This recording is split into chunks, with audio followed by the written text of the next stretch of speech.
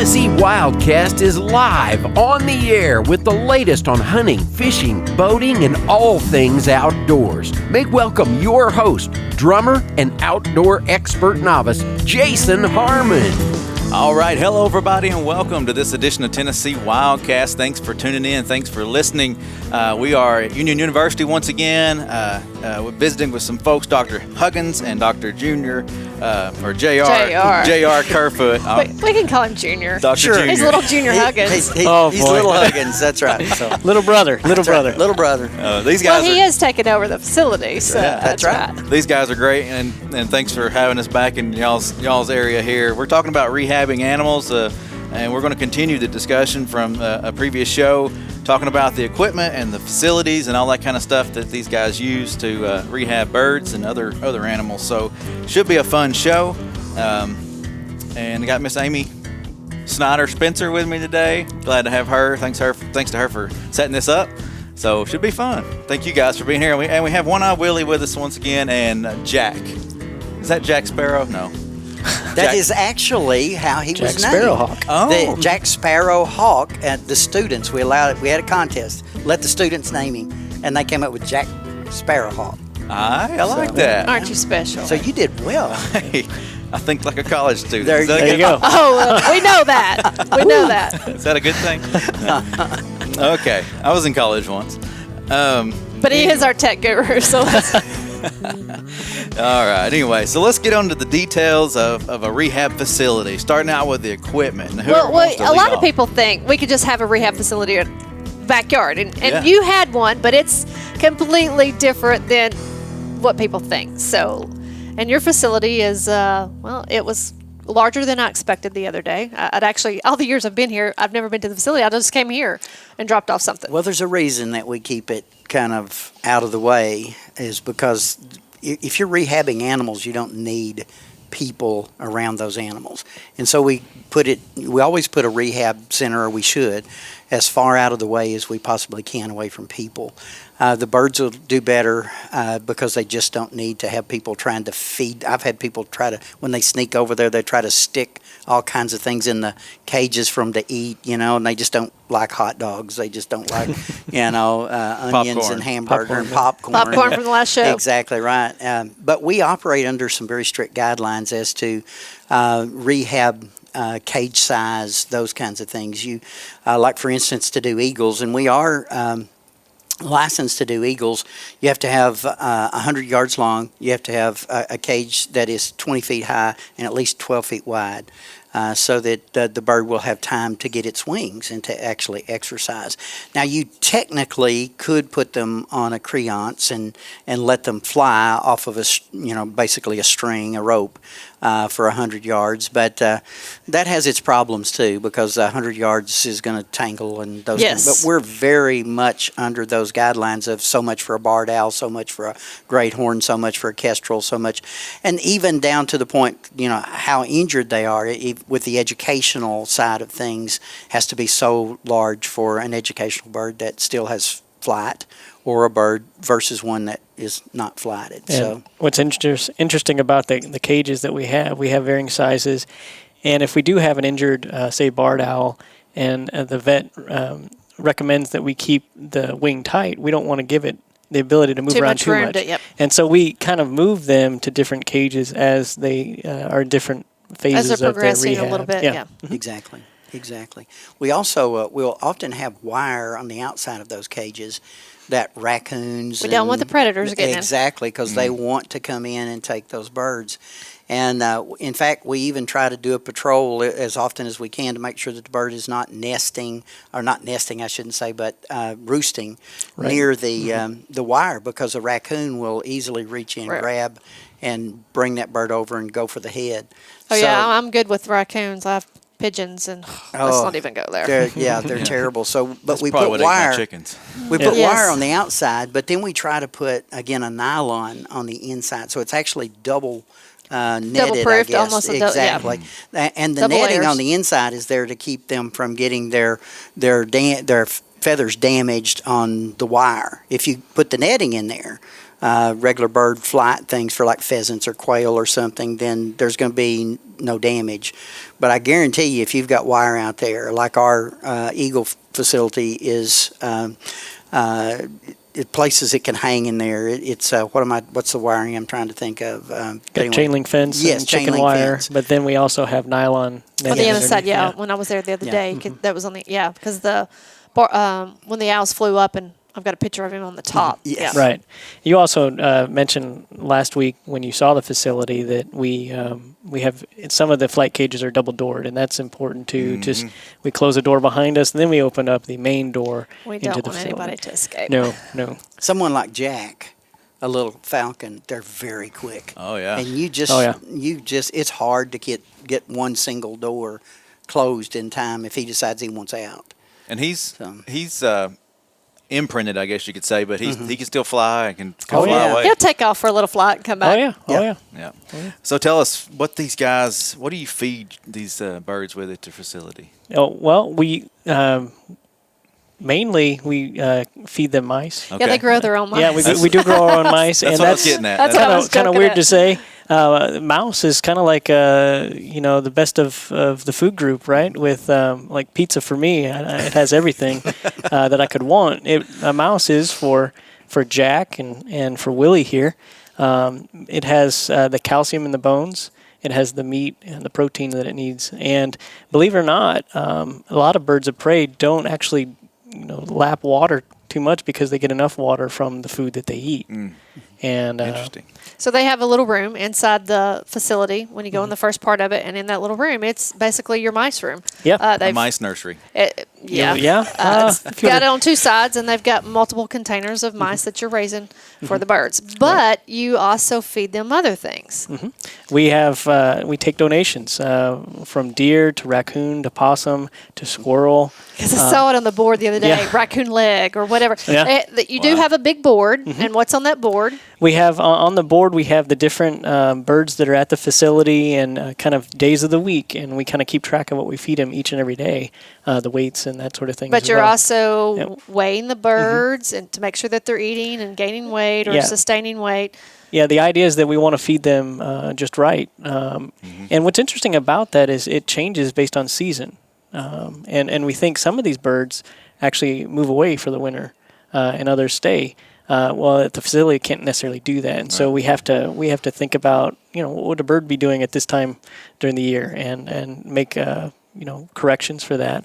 But yeah, keeping the right amount of food weight-wise, giving them. But you also have some picky eaters, you tell me. Oh yeah. Well, and truth be told, we just got an osprey in, and 99% of their diet is fish, and so we don't have a lot of strict fish eaters in the rehab facility currently, and we did get some donations already for that. You know, And- a and- big Asian carp would be great for Yeah, that. Oh, there yeah. we go. So, Yeah. hey, Exactly commercial right. fishermen, That- if you get some Asian carp, let's bring them down here. Yeah. But that is one thing you all do. You do take donations for food. So if someone has a freezer that's going out locally, give you guys a call because you all could take that meat, stick it in, and it doesn't matter if it's beef or it's deer or whatever. You all can take that, Right, and you right. can use it for the birds. They do have a hard time eating some of the processed foods, like if you made deer sausage, that sort of thing. Some have surprisingly eaten it, but I would say probably the majority don't do that. But So raw meat. raw meat, Yeah. is great. Yeah. Now, in your facility, I noticed that there's cleaning products everywhere. So you've got to keep everything clean. You just can't, just Well, yeah, and just like just like a pound or a facility of that nature, they need to keep it clean to make sure disease doesn't run rampant. Exactly. And so we do have cleaning days. The mice cage and the mouse house, I guess as it were, they get cleaned weekly, and so we had the litter cleaned out and make sure they have water and food. And so now it's just not you two doing this. You No. all actually have some students that help out. We Yeah. do, and we generally try to give them a little time here at Union to have a couple of courses under their belt, and then we try to introduce them to the rehab, those who appear to have a proper mentality and attitude toward it. You we don't talked want- about that earlier. You said some of them just want to love on them or pet them, and that's not what it's for. That's not what it's about. And if you have somebody that's really too fond in that measure and won't listen to instruction, it's actually under federal guidelines and state as well that the students are not supposed to be handling the birds. They can feed, they can help clean. They can do those things, but Dr. Kerfoot, myself, and now Dr. Fern is beginning to help us some too. We're really the only ones that should be actually handling the birds. And so it's disappointing to the students, but still those who are really into it will fall in love with it. But we're no doing matter what. what's best for the animal That's again. exactly so. right. And what's interesting about that, we have a lot of zoology students who want to do this kind of thing for a living, but maybe this is their first opportunity, and it kind of opens their eyes. Because Maybe this isn't it's for not me. just No. about the educational outreach, it's about, I got to There's a lot of work things here, and- and it's not yeah. just fun. It's not just going out Right. with the bird. I've got to take care of it. I got to clean up after it. And those owl pellets that y'all were talking about earlier.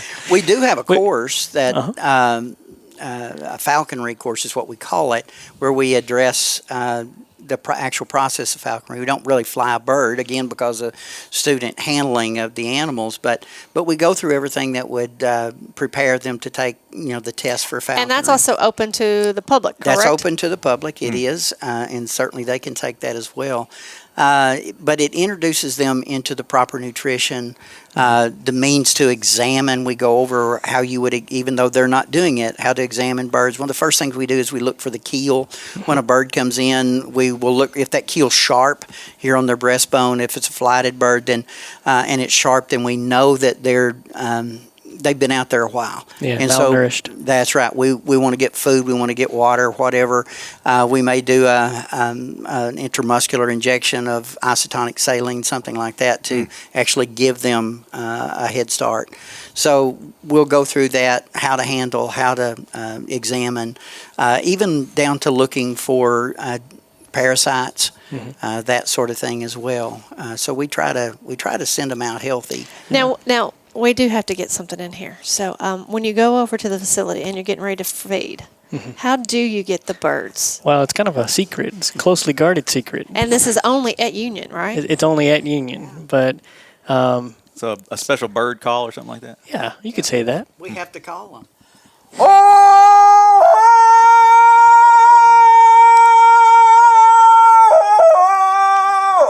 Only at Union. Yeah, something like They that. just come right. Okay. So we have that on cassette, and we just play it. So he doesn't have to do that every time. Cassette. Wait, you just told your age. Well, you I said know. cassette. I know. We're being retro here. That's Yeah. what we're all about. Oh, wow. So do you teach your students that call? They Well, use that when they go Do to they feed? learn this in the falconry? I have some that try, but Now, what's interesting about the falconry class, we've had it a couple semesters now, and it's really an interesting class. And at the end of it, they get to take the falconry exam that's given by TWRA. And what's interesting about that, out of, how many students do you estimate? 20-ish? yeah, 20-ish, I guess, something like that we've had. I think only 2 have actually passed. It's a to very become difficult a falconry. exam. Wow, I mean, we themselves, actually a just did a licensed press falconer. release the other day about falconry permits. So, yeah. So, And so it's really cool. Do you The want other- to jump to this little interview? yeah, actually, the other day when I was here, you all had a former student who worked in the rehab facility for a year and a half. And Sarah, remind me her last name again. I'm sorry. Lounsbury. Well, okay. She volunteered for a nice little interview. interview. Yep, for a Cool. little interview. Actually, Doc here threw her into it. So. Forced her into He it. threw her under the bus, which came in, hey, guess what? You want to be on camera? So, but it actually was a very good interview because it was a perspective from a student on what they actually do at the facility and Yeah, then so that's what cool. she has gone on to do since Yeah, she's left exactly, here in a right. very short time. So let's cut to that and then we'll come back. Yep. Sounds good. All right. All right, Sarah, when you were at Union University, you were one of the students that worked in the rehab facility. So, what did you do as a student? So our daily tasks, we like to make sure that our enclosures were nice and clean. We did prepare meals, took care of our feeder mice colony, as well as just monitored our patients just to make sure that they are staying at a consistent level or getting better than they were when we first brought them in. Sometimes they wouldn't be eating for a while, so we would want to make sure that between all of the workers that we at least knew that they are eating some form of nutrition. Okay. What'd you feed them? So we fed them a lot of different things. We, again, had a feeder mice colony because mice are basically like really great nutrition source for a lot of raptors. We also would accept donations from any hunters in the area, raccoons, squirrels, any deer that they didn't want, any unsavory cuts of meat we would take in. We did also sometimes went along and asked if we could collect some roadkill as well. It's a really good source of nice fresh food sometimes. All right, that's kind of entertaining with the, because we actually do have people sometimes that want to know how they could help out, so that would be a good way. There's a squirrel right outside the $1 Million entrance that I just told Dr. Kerfoot about because I was like, I could bring that in, and I was like, maybe I need to make sure he's there first. Well, as a student who did the grunt work, what's the good and the bad of the rehab facility? The really great part is being able to be a part of kind of just helping out with nature, returning animals to where they're supposed to be. It's really, really rewarding to see that whole entire process. The negatives, of course, if there are any losses, sometimes a lot of those animals really stick with you. But again, the best parts are also seeing the babies that get brought in as they grow up, and then we get to see them be released. That's really, really rewarding. So how did you help with the educational outreach? So personally, I got to spend a lot of time with our American Kestrel, Jack. He is a sparrowhawk, so he's Captain Jack Sparrowhawk. He's a really great, funny little character. He's been with us since he was basically first hatched. He's imprinted on. He basically thinks that Dr. Kerfoot and him are best friends like this. Same with Dr. Huggins. And he's just a funny little character. He likes to play it up for the crowd sometimes. So lots of time talking to people about why we're doing what we're doing here at Union University. That's great. And then you actually got to go on and you did a how did you word it again? It's not an internship, it was an externship. Okay, yes. At a rehab center in Virginia. Yes. So last summer I was able to be a wildlife rehab extern for the Wildlife Center of Virginia, which that also really gave me a great opportunity to work very, very hands-on with a lot of different animals. Got to learn so much, work alongside with the vet students that were also doing internships and rotations there as well. Got to do crazy things that I never thought I would get to do, help out with bandaging a bald eagle, taking blood from a hawk. Just really great learning opportunity as well as educational opportunity to talk to the public about it as well. And that's great. And then you have gone on to, you're now working for an aquarium in upstate New York. So yes, yeah, I am from upstate New York originally, so I was able to find something back home, which is really, really great, which I was a little bit surprised about because I didn't originally think that I had a lot of experience with fisheries, but they really wanted me, and now I am only there for a few months so far, but I'm already working my way up, which is really, really great. Now, what year did you graduate from Union, and what's your degree in? So my full degree is a bachelor's in zoology with a minor in management for non-business professionals, and I graduated in December of 2018. Wow, so you've already had a great career since leaving in 2018, not that long ago. Yes. So, all right, so what do you have to say for anyone else who wants to maybe work in wildlife as a rehabber or in educational capacity? What do you have? What kind of advice do you have for them? For education, don't be afraid to talk to people. It's the first step. All it starts with is saying hello. You really just got to make sure that you're willing to communicate with them. I think that's the key, is talking to people, making sure that they know what you're doing, why you're doing it, and why it's important that they care what you're doing. As for people who want to get into wildlife rehab, There are some days that it does really stink. There are some really hard things that you have to learn about and go through, but you end up better at the end of it. And it's, again, the rewards definitely outweigh the sad times of it. Thank you, Sarah. All right, that was awesome. It sounded like she was a great fit for the program. Very helpful. Enjoyed every bit of it. And then to come from upstate New York, that was kind of strange. I thought, what brought her to Union? Is it the program? I guess it is. I think it was the program. She came in, interviewed with some of us, and decided this was the place she should be. Wow. And she has been, well, she was a great student, and I'm sure she's going to make Union proud as she continues on their career. Yeah. So she's going back home, I guess, and getting to work in upstate New York. That's awesome. What you got for showing up at the last minute. And she did good. Now she was a zoology major, and we Yes. do have Right. a lot of people that are zoo majors, but we also have a conservation biology major Okay. that several of the students that help us out are in that conservation area as well. It's a standalone major where they don't have to go out and do a minor, as you heard Sarah say that she did.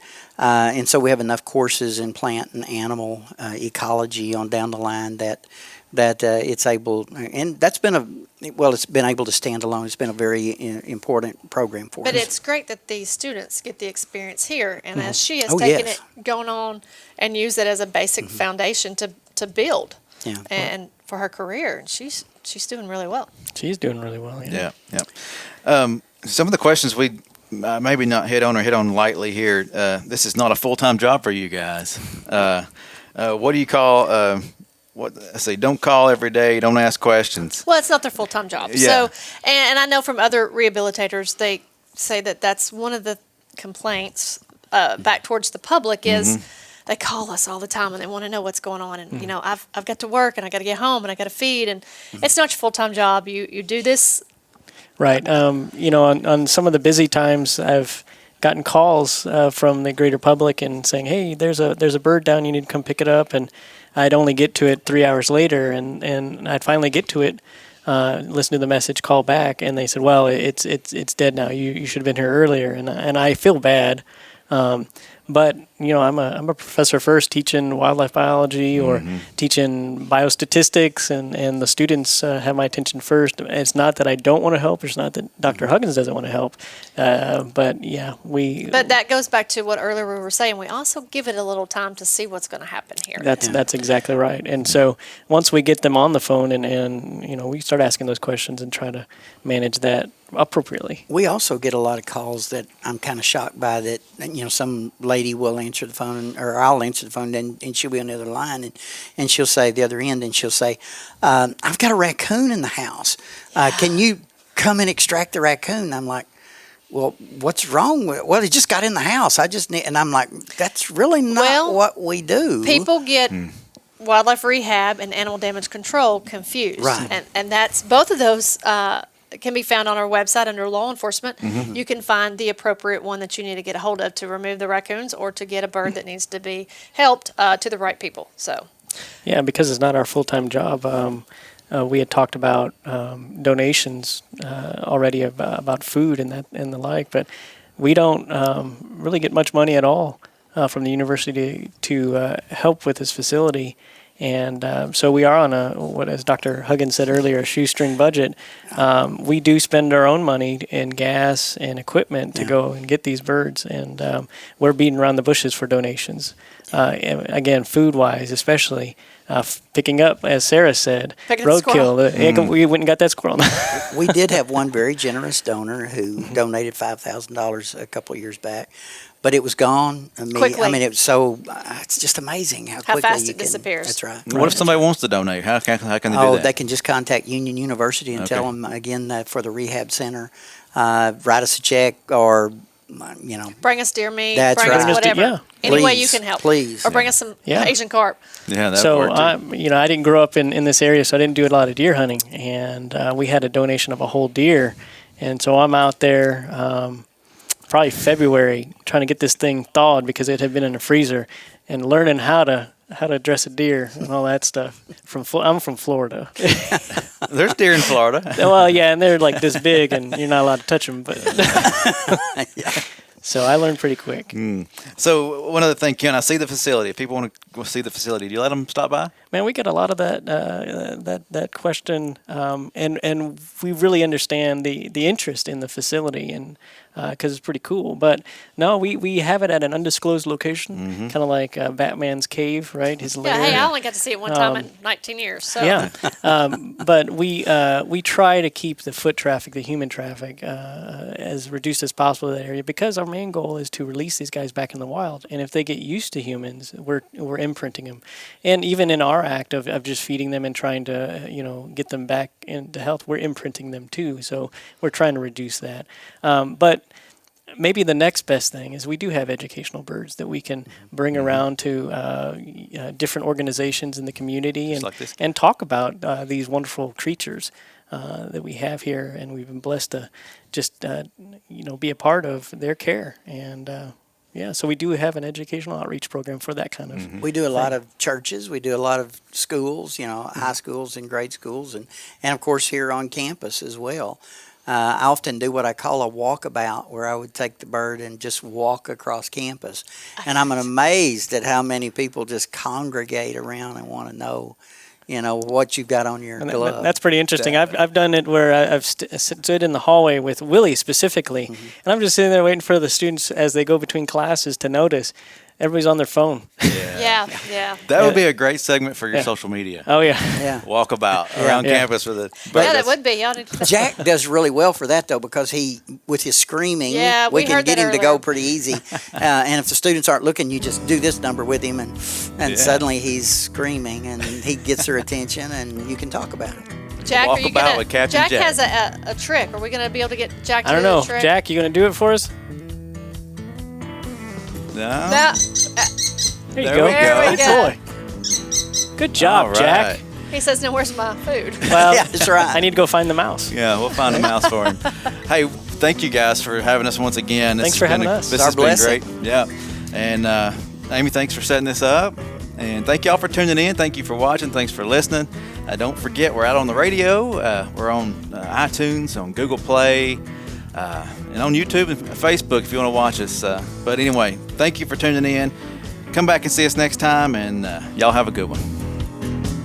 Thanks for tuning in. Stay connected with TWRA by visiting our website at tnwildlife.org and follow us on Facebook, Twitter, and Instagram. Hey, it's all about Tennessee wildlife. It's what we do.